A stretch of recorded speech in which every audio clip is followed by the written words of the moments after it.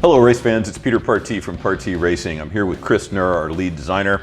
And one of the traditional problems with both the S65 and the S85 is attachment of the crank girdle. By that we mean this piece right here, where the one half shell of the main bearings are located, on into the block, where the other main bearings on top of the crank. It's what sandwiches the crank into the block with the bearings. And you know, BMW built these, there's no gasket here, right? There's just a groove into which BMW has this little valve, right? That you're supposed to have squirted a special kind of Loctite in this groove until it comes out right here by the rear crank seal and the front crank seal. Yeah, so actually there's a tube of it over in there? in the tray. Can I have that? Let's see if we can find it. There it is. Oh, there you go, that's it. Yeah, so like Peter said, you use this, you inject it into the groove here, through the window to the block. Did I come at you too fast? Sorry. There's a special nozzle BMW gave you. Right, it's essentially a syringe. A syringe, it kind of goes through this thing here, this little gate, I think they call it. And if you look up here real close, you can actually see how it fills the groove, right? So it comes in through this little plug and it fills out. And it fills out quite evenly all the way through. And what happens is it travels down this channel, sealing perfectly the block to the girdle, and it comes out here, and if you look closely, you can see there's a little notch in the block there. You see that? And with the front main seal and the rear main seal, when the glue or the sealant hits the main seal, it actually comes out to the front and then forms a little bead. Then you apply, it's called a primer, I think. Right. And it basically, this stuff needs to be, Hardened. This stuff needs to be sealed away from oxygen in order to harden appropriately. That primer seals it from the outside, so that way it's able to cure all the way through, and it works perfectly. This is a fantastic solution for. And keep in mind, this is all being done with the crank girdle having been bolted on. Absolutely. You bolt that on first, then you were supposed to squirt the Loctite in, and then harden it with the primer, right? And then they stopped making it. Right, they stopped making it several years ago, and this stuff here, the reason I wanted it is because this is used by 7 of 19. Right. It expired in 2019, and you know it had been a while since we built our last S65. Yeah. And I was assembling an S85. That's right. That's right. Last year, and you know, we're all used to seeing and ignoring use by dates, and so I kind of grabbed it and I was like, wow, yikes, oh well. And I put it on and started injecting it, and I was a little bit nervous about that, but also I had to open the block back up because I wanted to double check something. No, actually I ran out of the stuff, so I had to start over. So you had to start over. And I wanted to pull it out so that way I wouldn't be, there was no chance of having a bubble in there. And so I let it cure overnight because I wanted to be able to kind of strip it out. This stuff comes out pretty nicely, and God damn it. Sorry. This stuff comes out pretty nicely, and when it's cured, this stuff comes out quite nicely, and then you can just kind of peel it out. And I didn't want to try and clean out a mess and leave myself with a mess that was going to be on the mating surfaces. Right. Usually you need a pick. You can pull it up and pull it out like that. Right. When you have a pick, it just kind of comes right out. Anyways, so I opened it back up the next day, expecting it to be cured, and it was not. It was still completely liquid. Gooey. Yeah. And so then I did a little bit of testing and discovered, oh, this stuff is actually cooked. It will not cure. So the point is, if you can find some of the old Loctite, don't use it. Don't use it because it's going to be out of date, and if it is out of date, it will not work. Yeah, your engine's going to leak like a sieve. So what does BMW say to do now? So BMW says to use, would you grab me the gasket maker? That's the same thing. BMW says to use this. This is not BMW branded version, but it's the exact same product. Now, what they tell you to do is to very gently and delicately rub it on and paint it on so that way you can form a good seal all the way around. And then close your girdle, torque it up as usual. People will disagree with me on this, but that's going to throw off your measurements by a tenth or more. And it could. For some shops, that's tolerable. For us, it's not. Right. It was kind of driving me crazy every time I saw somebody doing it on the internet, and every time we discussed doing it. I don't think it's just not the right way to do it. Right. The right way to do it is to attach the crank girdle and then insert the goo. But this time it's RTV, and the normal method of doing it, the syringe, right, This is a lot thicker. Right. The viscosity of this compared to this is absurd. This stuff runs like water, or maybe like dish soap is kind of the consistency. But this has. RTV is a lot thicker. There's no way you're going to be able to use the traditional syringe to get it in there. And we've even tried other syringes. Yeah, I actually tried using the BMW product. The BMW stuff comes in a tube, you know, and you have the gun that you inject it with, and or you lay a bead with, I should say. And I tried to use that to inject it into the groove. And the problem is I made it to about here when the tube exploded on me and I got covered with this stuff. Right. There's a lot of pressure that's required to put that kind of viscosity into this kind of groove. I don't know if you've ever been covered in RTV. My day was ruined. And usually when something pisses me off that bad, I lock in on trying to find something so it never happens to me again. It was an improvement, actually. So what did you come up with, Chris? What's the solution to this? Well, when you have such a high viscosity, you create a lot of restriction, right? And the way you can overcome a lot of restriction and still get some good volume is with a lot of pressure. We've been discussing that a lot lately. Yeah, haven't we?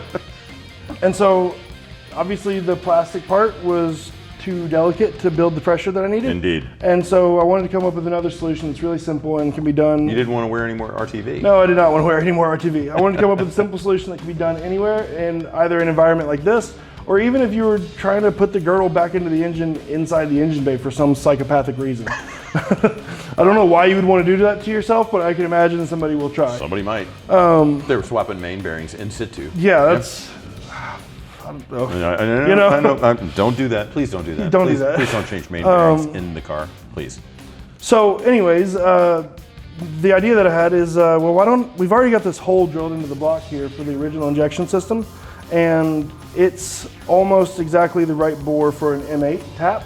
And so we just tapped the block. We actually ended up going with 3/8, which it annoys me to no end that we're using a standard thread pitch, but this bore is perfect for a 3/8 tap. And so we're talking about, first of all, taking out the little valve. Yep. I don't know if that's going to come out on us, but... Not terribly easy. Let me get a pair of pliers real quick. Yeah. Just so we can show them. Bottom. See, I know where my stuff is. I was going for because the needle put it nose. back. I had a different plan. Oh. There we go. So this unplugged hole is what we tap for a 3/8 inch thread. That's correct. What kind of 3/8 inch thread? Just standard? Yeah, just a standard coarse thread.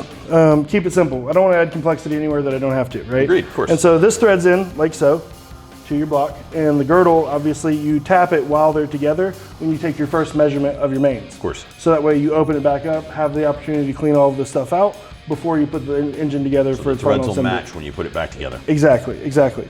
And so once you have your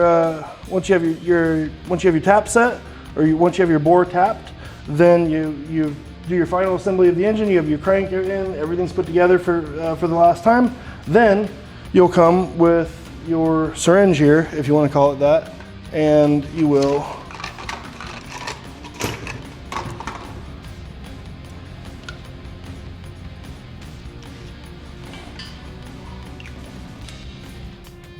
actually, I've got this one that's open. Here's one that's open. Yeah, there's no... Here you go. There's that. There, that. Okay, there you go.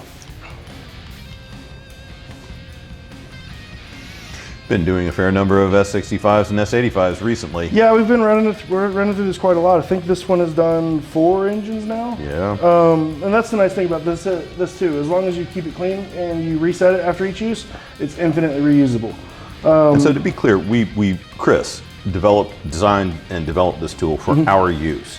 But we are probably going to sell it. Right. Because we do think it is the right way to inject the RTV that BMW recommends into the crank girdle of the S65 and the S85. Yeah.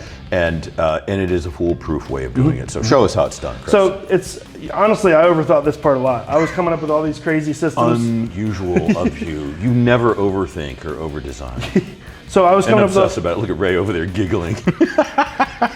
I was coming up with all these crazy methodologies for how to make sure that I filled the tube without getting any bubbles inside of it, because I was afraid that as you extruded this stuff out of the right, then you might get a bubble. Yeah, I was afraid you would get some air trapped in there, and the problem with that is if there's air trapped in here, then you're going to trap air in your groove and potentially have a perma leak. How'd you solve that? Well, like I said, I overthought it.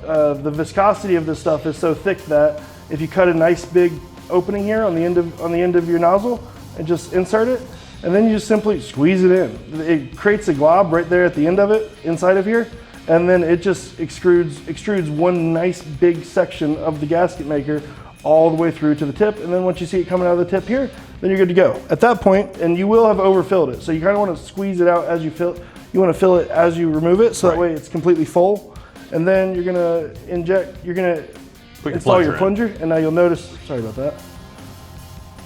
You'll notice that your plunger has a little bit of a tip there, and that's just to retain the O-ring gasket. And you're gonna push it in, and you're gonna have some of that gasket material kind of squeeze out as you're doing it. You're gonna make a little bit of a mess. At this point, you're gonna want to stop and clean it off, so that way you don't get the gasket maker in the grooves or in the threads of the syringe. How much pressure are you gonna generate with this tool? Well, that's a good question. Not much realistically. Okay. Probably in the hundreds of PSI range. But the thing is that this thread pitch, by the time you reach, long before you reach the yield of this thread, I should say, you're generating over 14,000 PSI inside of this channel here. Right, that's the point. And the way that occurs is with this. The whole thing is just a simple screw-driven hydraulic ram. And so you've got this threaded in here, like so, and then you're gonna go ahead and hand turn it. And I have not needed to use anything more than my hand to crank this in. Right. And so you'll get several turns, keep going, just keep going, and it'll feel like there's some resistance, some drag, but nothing crazy. And every turn of this is gonna shove more of that super high viscosity gasket maker down, down, down, until finally it comes out the tip here.